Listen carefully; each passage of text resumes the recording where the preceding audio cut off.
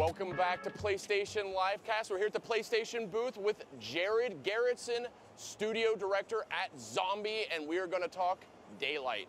This is coming to PS4, was one that was announced during E3 here. I want to talk a little bit about this. I love a good horror game. I love a good scare. Set me up on the premise for Daylight. So the premise is very in the shadow. We want the player, each time that they play the game, it's a completely different world that they explore their way through. But each time they play, they'll find different pieces of the world, find out who they are, what's going on, what's happened in this world, and why it's so messed up, and and just travel through the entire story. Originally, we were going to release it in different chapters, but now we're going to release it all in one big tight bundle. Awesome. So one of the things that grabbed my attention right away about this game is that you guys are sort of billing it as a psychological horror. Talk a little bit about that philosophy. I'm a massive fan of Japanese horror, and who isn't? Exactly. And American horror is chainsaws and blood and guts and violence, and it's this very American feel. Japanese horror is very subtle. There's smaller things. There's creaks. There's things that are so twisted that it's scary just to look at, versus a guy with a burlap sack over his head. And they're both so very different, but the whole output of it is heart rate, scared, and just afraid of the dark for a couple of weeks after that. And that's what we want to do with Daylight. Is it's not blood and guts and gore, it's twisted worlds and what's going on and what was that. That's what we want to go for. And we're getting a little bit of a look at the game. Yep. Obviously a dark game like you would expect. But one of the things I want to talk about is you guys are really harnessing the power of Unreal Engine 4 here for PS4. Talk to me a little bit about what that means and some of the effects and the atmosphere you'll be able to create. So we're Unreal through and through developer. We've been working with Unreal for many years, and we were able to get Daylight, or actually Unreal 4, GDC last year. And the one big thing that they added to 4 was this procedurally generated content drop, where you make volumes and you can put what's inside of it and it will fill rooms. And we looked at this like, wait, we can do this, but can it take logic and do it as well? And it did. And so we made a room generation system that we're using Unreal's blueprints.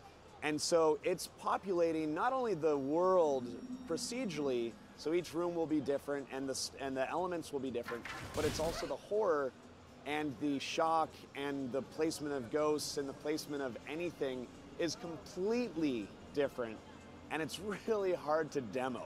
I love it though. I think horror is all about the unexpected. Exactly. And having a procedural system to kind of build a randomized, but I mean not randomized, you're not just throwing them on a table and scattering them willy-nilly. I mean, right. It's still, there's a logic, like you said, there are systems in place to guide this experience. Now talk to me a little bit about what we're seeing here. I mean, it looks like a cell phone, and it looks like that's a source of illumination. Talk to me a little bit about some of the tools at your disposal as you navigate these environments. So anytime anyone needs a light or is in a dark place, they pull out their cell phone. It's just true tech that everyone has, even kids have. And so it was one of those things where like, this makes sense.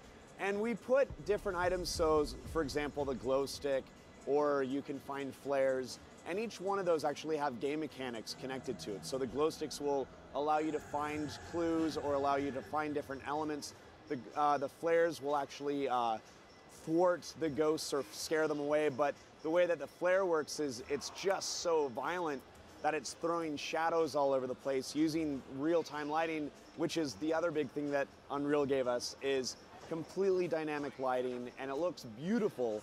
And it allowed us to make these worlds. If we were to do this in Unreal 3, each time we would make the world, the lighting would have to get baked and placed in. We're talking about like per pixel real-time lighting, the kind of stuff that you used to see in Doom 3, but you guys are doing it in a whole new way here with the game. Yeah, so it allows us to have flexibility, but also the complex textures that they're coming out. We can make just insane shaders that will manipulate and kind of move around, and it's really awesome. And our team was relatively small when we first started working on this. This was really just kind of like a weekend idea, and it grew and grew and grew, and it's becoming something very interesting, because signing with Atlas, them bringing it to the PlayStation, it's no longer just going to be this little indie PC thing.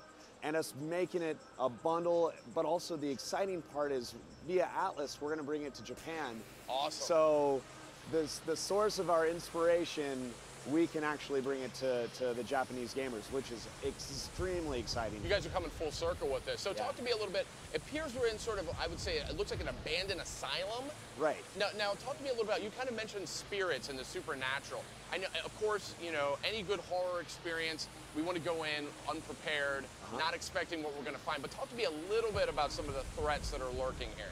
So we have a lot of different elements to it that you learn, and the things that you'll see mostly right now are our ghosts, which we made them very, very permadeath. If you're a gamer, you don't think that you get startled, but if you see something and it's going to reset your game, that's going to scare you more. So they're very brutal in the sense of when you see that, you want to get away because you don't want to restart. And so we're doing a lot of that. It'll be balanced, of course, easy, medium, hard. So like if I just want to learn the story, if I want to experience it and just have fun with it, you can go easy. But if you want to go hard, it'll be very different. Speaking of spirits, here we go. Yeah, and so in this, the spirits we'll have many different types of spirits that will really be different archetypes that you experience in any game. But then we have those subtle non-reset elements of things that go bump in the night that you just don't know what they are. And so it's really exciting, and it's really fun and really hard to develop on because, I mean, I come in and go downstairs and we've got a demo room that we turn off all the lights to focus test. And every single time it's totally different. And that's the really wild part about this is we really built it for sharing your experience with YouTube and everything that's huge.